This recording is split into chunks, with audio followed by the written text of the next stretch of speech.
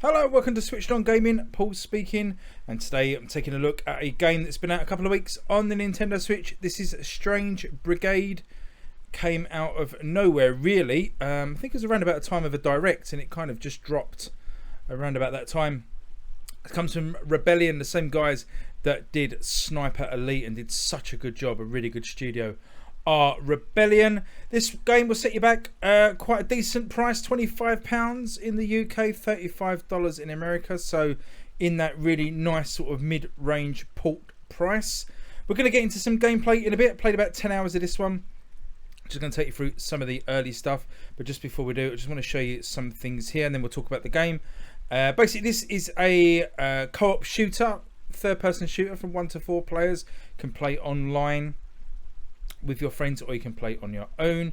And I just want to show you some of these things here, some of the stuff it tracks for you. So lots of different stats that it tracks, which is really cool. You can see the time played at the top and some other useful info there. We've got leaderboards, as the game has score attack modes as well, which is really good. So you've got online leaderboards. Trying to grab some data there. It looks like people haven't played some of the later score attacks. Also got in-game achievements, which is always nice when a Switch game has in-game achievements, as the obviously the system doesn't have them themselves. So really good job when developers add those. So some nice little bits I wanted to show you there. And also, just before we go on, just some of the DLC. You can buy a season pass that includes all of this, I believe, but there are some expansion packs. So you got expansion pack 1, Isle of the Dead. Expansion pack 2 is the Sunken Kingdom and the Great Pyramid of Bez. Then some outfits, some weapons, some characters. So lots of different character packs that include weapons and outfits as well. So lots of extra stuff to keep you engaged in this one, which is really good to see. So let's get into some gameplay. We're going to fire this up and see how it plays.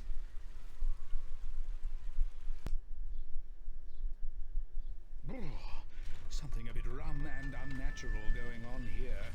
What kind of ancient awfulness have our heroes uncovered?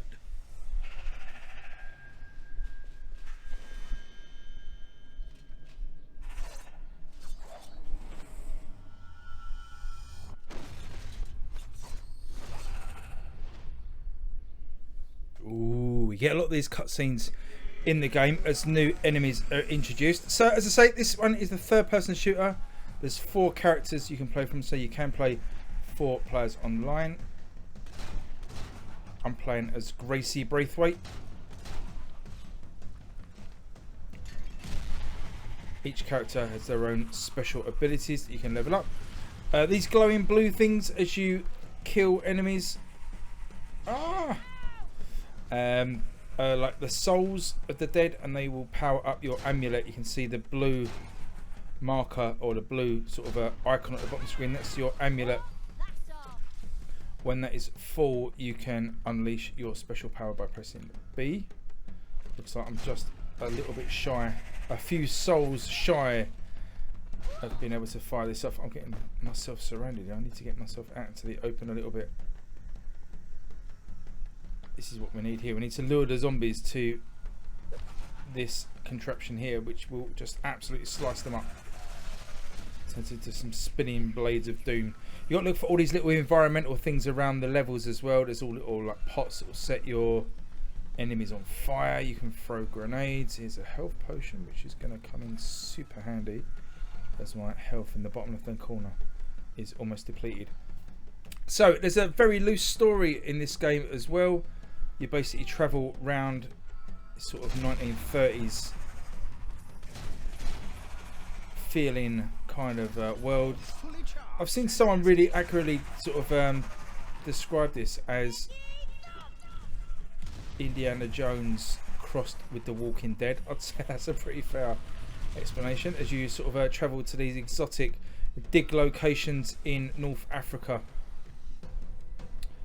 and fighting off hordes of the undead.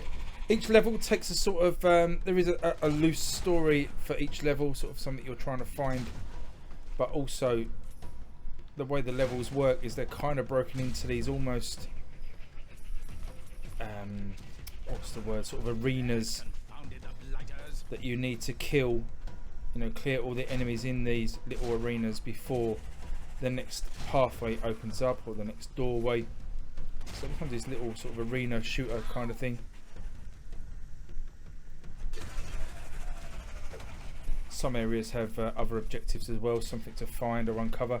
Usually each area is kind of broken down into some mini objectives as well, to keep you moving from area to area. But I really like it. As I say, I've played about 10 hours. Been back through it a couple of times with some different characters just to see how they feel. I quite like Gracie here. I did play it the first time. It's been out a few years on the Xbox and PlayStation. And I must admit, I didn't really take to it then, but I think Rebellion have done such a good port with the Switch version of this. It runs, I'm going to say flawlessly. It's 30 frames a second, but I've encountered no slowdown, no bugs, no errors. I think it looks really nice. Draw distance is good. So yeah, I've got very little complaints technically about this one, which, as I say, I've come to expect from the guys that did Sniper Elite, which was such a good game. I don't know what I've got to do with this. Cleared out all the mobs. So what's this big shiny thing? Oh, a soul cage. Of course it is. How do I kill a soul cage? Trying to avoid the stuff it's thrown at me for a start.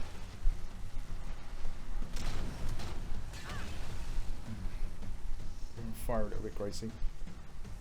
One of the other cool little things in this game is there's like a narrator, sort of a typical English 1930s gentleman, and he narrates on your adventures as well, which is genuinely funny at times. Each of the characters have got their own little quips as well.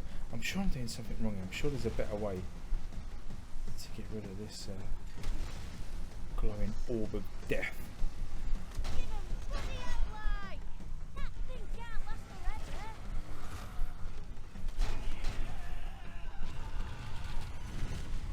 Okay, we charge that amulet up.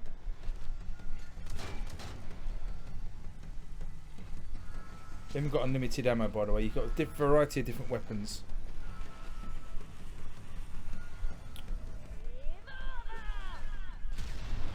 But your secondary weapons have limited ammo, which you can pick up either from downed enemies or little backpacks. And again, you want to be luring them into here. These little buggers are quick though, these little undead zombies.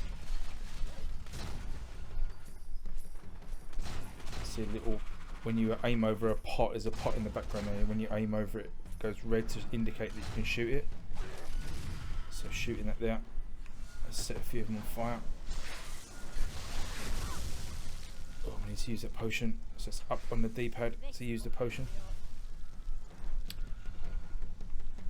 Some of the gameplay is a little bit clunky in terms of like being a little bit old school, because it is a few years old. There are some things here that you kind of expect, or you come to expect now in games that it doesn't have. But generally, it's really fun. I've not managed to play online yet, which I really want to try and do,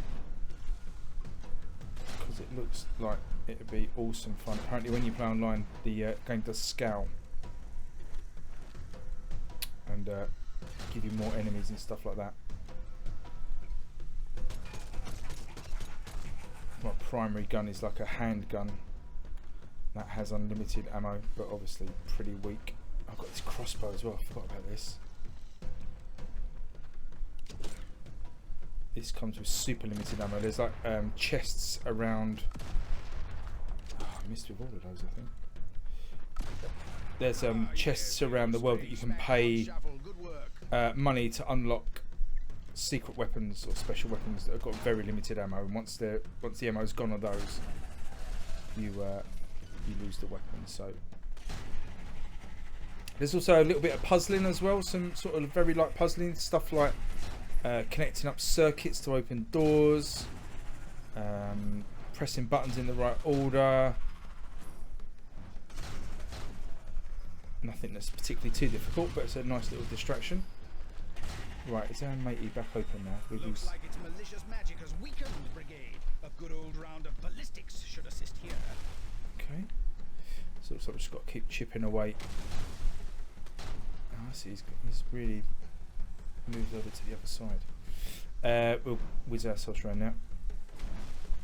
But yeah, some of the other puzzles are like shooting orbs in the right order to open doors. Again, nothing too difficult, but a nice distraction nevertheless. Oh, that was a good double hit. And again, he's closed up into a cage. We collect a load of souls, although we're actually full up at the moment, so we're going to be able to use our special.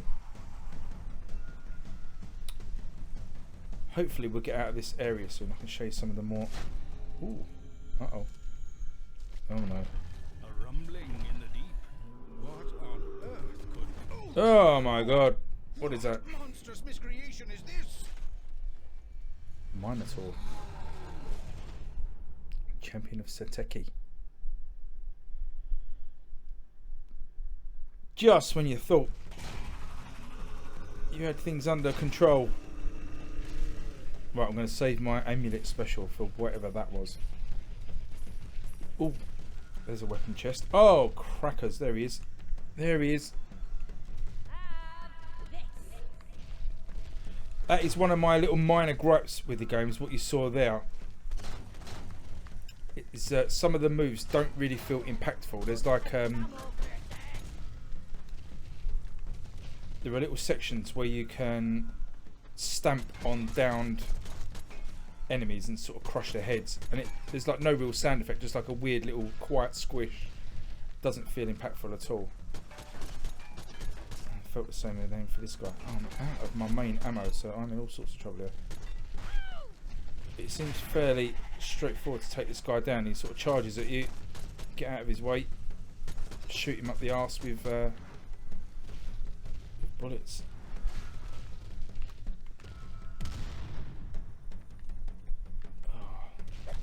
Oh well, punching him probably not going to do much good. Oh, if I had my shotgun, I'd be rid of him by now.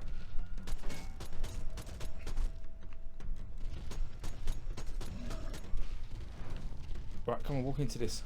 Come on.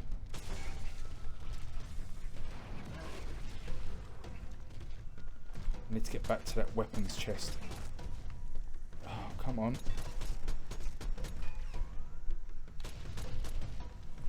I have a feeling if he hits me, I'm going to be in all sorts of trouble. But hopefully... There we go. There he goes. Right. We had a chest in one of these areas. We've also got loads of souls to collect. Let's get back round to the other side and finish this soul cage off. I know a lot of my Twitter followers have been playing this as well, quite a large number, and everybody's really enjoying it. Oh, I'm just going to have to grab whatever they've got in it. Oh, a flamethrower. Yes, please. Yes, please. Oh, no. You were done in by the dark powers of a soul cage. That's so unfortunate because we lost our rifle. Hopefully the checkpoint is the something a bit rum and third point of this thing here. Doesn't look like it. Okay, what I'm going to do, I will skip past this bit and we'll carry on with some other gameplay in a sec. aha, now to dole out the treasure. How lovely. So there we go. We beat the soul cage on the second attempt, but I didn't think you wanted to sit through and watch that. Similar sort of tactics. I found some ammo refill backpacks on the ground floor, so a couple of trips to those and we were sorted. Between levels here you can pick up new weapons. I've currently been rocking the Leamington. There is a automatic rifle, a repeater, the Leamington shotgun, and the Westminster. Oh, banging the mic. For me, the differences in damage is what's putting me off changing at the moment. You can see the bars at the bottom now showing the decrease in damage for example, the automatic rifle, although the rate of fire and accuracy obviously are way up. So I quite like the Leamington, so I'm going to stick with it. You can also change your sidearm, your incendiary, and your amulet, which you need to unlock with skill points, and you get skill points by completing special hidden treasure rooms. So I'll just show you some of the next level. Between levels here you get these little vignettes. The Strange Brigade ponder their next move. Very sort of old-fashioned. Too much to hope it's back to Blighty. Back to Blighty, the cheek of it. I'm afraid not, Gracie. The existence of the soul cage object you found means Sateki is already more powerful than we could have feared possible. But someone stopped her before. Yes, the goddess Wadjet, protector of life. According to the texts we've translated, her priests were the sworn enemies of Sateki and led the rebellion against her. Oh, they sound fun. Then we have allies in our fight. Well, the cult of Wadjet died out long ago. Damn it. But it is possible they left behind them artifacts they'd use to overthrow the Witch Queen. Oh, how jolly useful. We're I like en route the to what was narrator once the just center of worship interjecting of now. Wadjet. Search the site and recover anything useful against Sateki and her soul cage devices. Long forgotten evil threatens the world, but a nice spot of tomb plundering should give the Strange Brigade the means to put a stop to it. Onwards to the tunnels of Wadjet.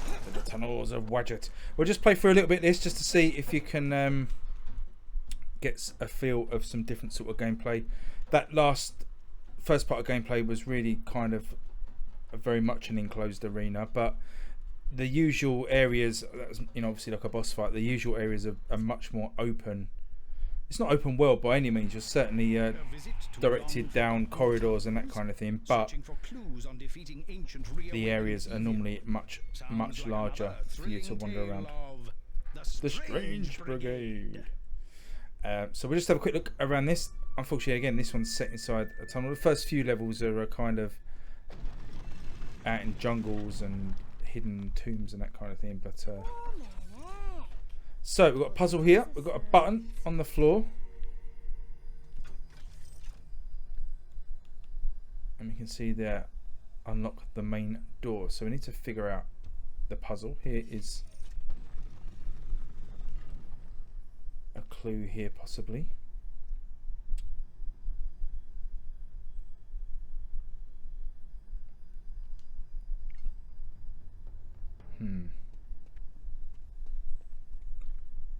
Get these little armories as well dotted around levels, so if you want to change your loadout at any time you can do as well. And these are the backpacks with the little bullets floating out of them that you can refill your weapons. We may have to come back to that puzzle. This is another sort of puzzle here.